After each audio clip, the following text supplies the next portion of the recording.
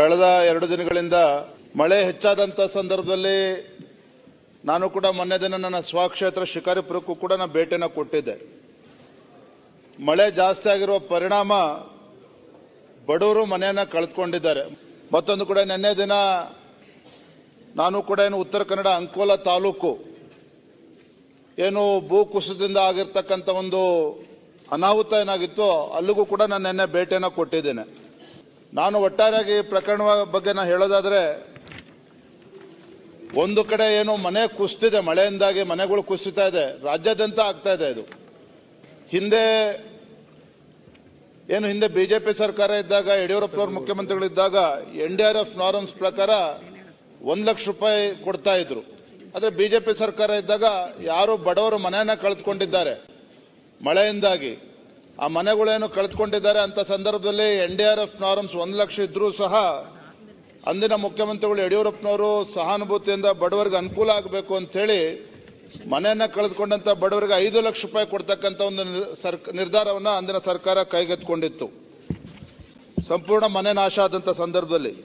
ಮತ್ತೆ ಎಲ್ಲಿ ಗೋಡೆಗಳು ಕುಸಿತಿತ್ತು ಅಲ್ಲಿ NDRF ನಾರ್ಮ್ಸ್ ಪ್ರಕಾರ 40,000 ರೂಪಾಯಿ ಕೊಡ್ತಾ ಇದ್ರು, ಅದನ್ನ 1 ಲಕ್ಷಕ್ಕೆ ಏರಿಸಿದ್ರು. ಮತ್ತೆ ಎಲ್ಲಿ ಮನೆಗಳಿಗೆ ನೀರು ನುಗ್ಗಿತ್ತು ಅಲ್ಲಿ 10,000 ರೂಪಾಯಿ ಕೊಡ್ತಾ ಇದ್ರು. ಹಾಗಾಗಿ ನಾನು ತಮ್ಮ ಮೂಲಕ ರಾಜ್ಯ ಸರ್ಕಾರಕ್ಕೆ ಮಾನ್ಯ ಸಚಿವರು ಕೂಡ ಒತ್ತಾಯವನ್ನು ಮಾಡ್ತೇನೆ, ಬಡವರು ಮನೆಯನ್ನ ಕಳೆದುಕೊಂಡಂತ ಸಂದರ್ಭದಲ್ಲಿ 5 ಲಕ್ಷ ರೂಪಾಯಿ ಕೊಡಬೇಕು, ಮತ್ತೆ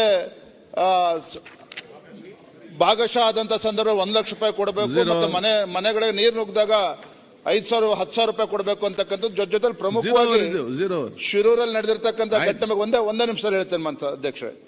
ಇಲ್ಲಿ ಸರ್ಕಾರ ಮಟ್ಟದಲ್ಲಿ ಚರ್ಚೆ ಆಗಿದೆ, ಪತ್ರಿಕೆಗಳು ಕೂಡ ಬಂದಿರತಕ್ಕಂಥ ಒಂದು ವಿಚಾರ ಸರ್ಕಾರದ ಗಮನದಲ್ಲಿ ಇಲ್ಲ.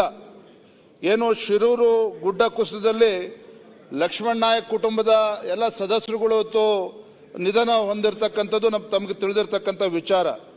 ಜೊತೆಯಲ್ಲಿ ಲಕ್ಷ್ಮಣ್ ನಾಯಕ್ ಅವರ ಭಾವ ಹೋಟೆಲ್ ಕೆಲಸ ಮಾಡ್ತಾ ಇದ್ದ ಜಗನ್ನಾಥ್ ನಾಯಕ್, ಅವರು ಕೂಡ ಇದರಲ್ಲಿ ಪತ್ತೆ ಆಗಿಲ್ಲ, ಅವರು ಕೂಡ ಇವತ್ತು ಉಳಿದುಕೊಂಡಿಲ್ಲ ಅಂತಕ್ಕಂಥದ್ದು ಚರ್ಚೆ ಆಗ್ತಾ ಇದೆ.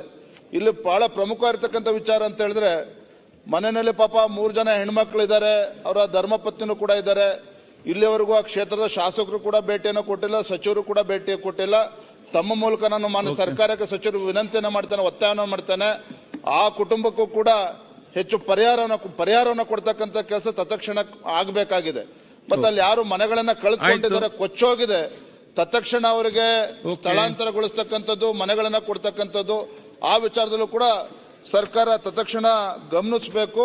ಹಾಗೆ ಹೇಳಿದಾಗೆ ಇವತ್ತೇನು ರಾಜ್ಯಾದ್ಯಂತ ಮನೆಗಳು ಹಾಳಾಗಿದೆ, ಇವತ್ತು ರಾಜ್ಯ ಸರ್ಕಾರ ಸಹಾನುಭೂತಿಯಿಂದ ಇವತ್ತು ಆ ವಿಚಾರವನ್ನು 5 ಲಕ್ಷ ರೂಪಾಯಿ ಕೊಡಬೇಕು, ಆ ವಿಚಾರದಲ್ಲಿ ಸರ್ಕಾರ ಒತ್ತಾಯವನ್ನು ಮಾಡ್ತೇನೆ.